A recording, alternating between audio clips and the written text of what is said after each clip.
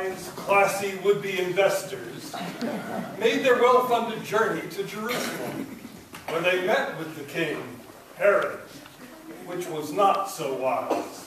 This is where the story gets pretty harsh. Did you see the look on his face when we told him about the baby? I don't think you should have told him about the town of Bethlehem. Well, we had to find out where Bethlehem was. Yeah, well, where is it anyway? It's not far. I think we should go home another way.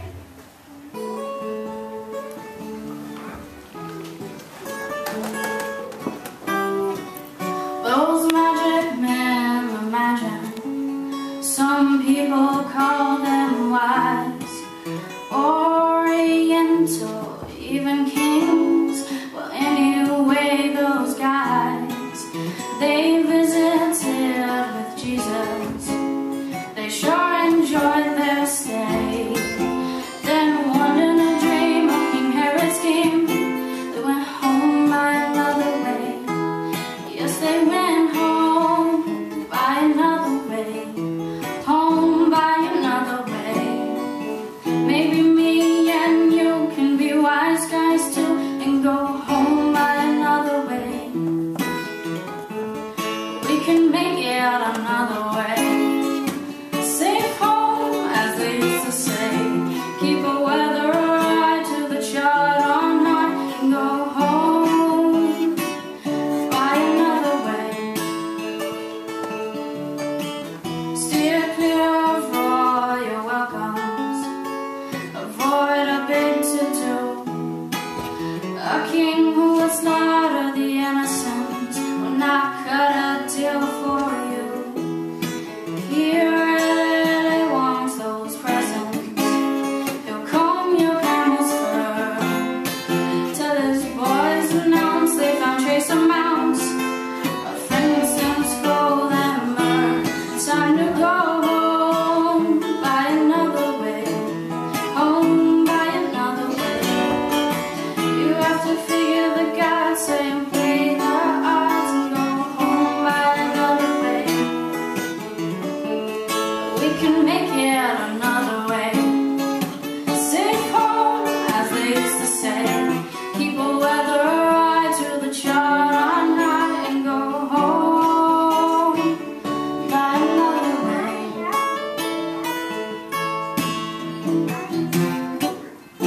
Home is where they want you now. You can more or less assume that you'll be welcome in the end. Mustn't let King Herod haunt you so, or fantasize his features when you're looking for a friend.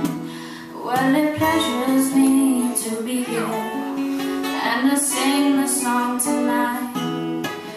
They tell me that life is a miracle, and I figure that they're right.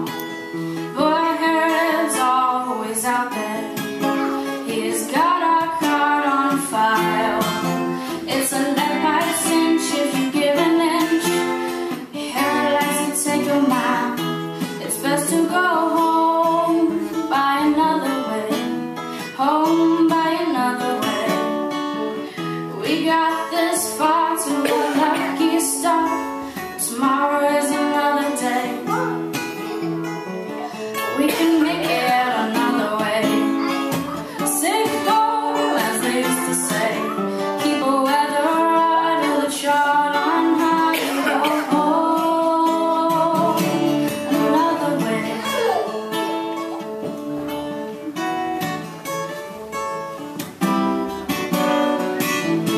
On their way to the stable in Bethlehem. Ew, what is this place? Well, it looks like a barn. Huh, what are all these people doing in the streets? Ooh, can you believe the stink? It must be a mistake. Yeah, or some kind of joke.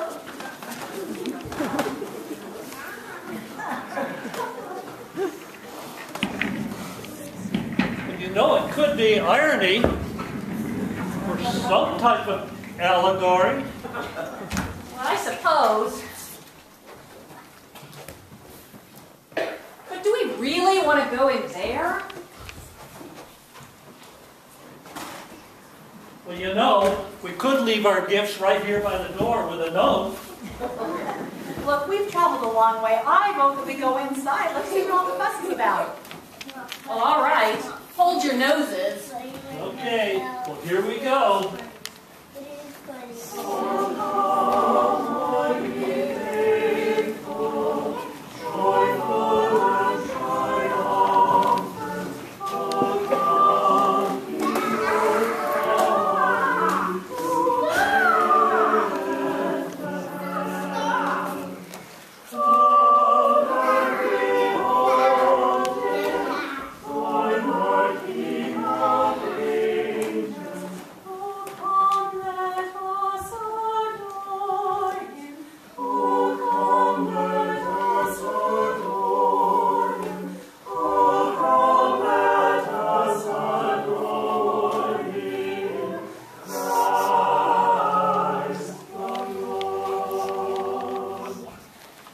When they were come into the house, they saw the young child with Mary his mother, and fell down and worshipped him.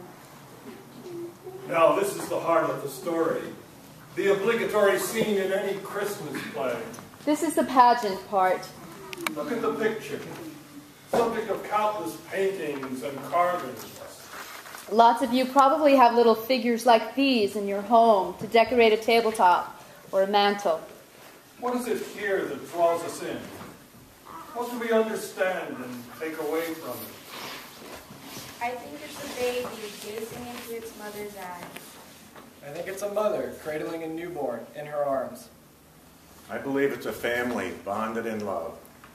I think it's a mighty king in a cowshed. I think it's the rich and the poor. The 99% and the 1%.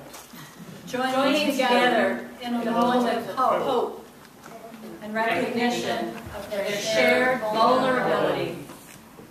And all these characters, these carved or molded figures and their longing and their dreaming, become like the shining child, at one with each other and full of grace and possibility. And they go forth from that place as children themselves, so that any seeing their faces could say, with old Simeon in the temple at the end of Luke's story, O Lord, now let your servant depart in peace, for I have seen your salvation, which you have prepared for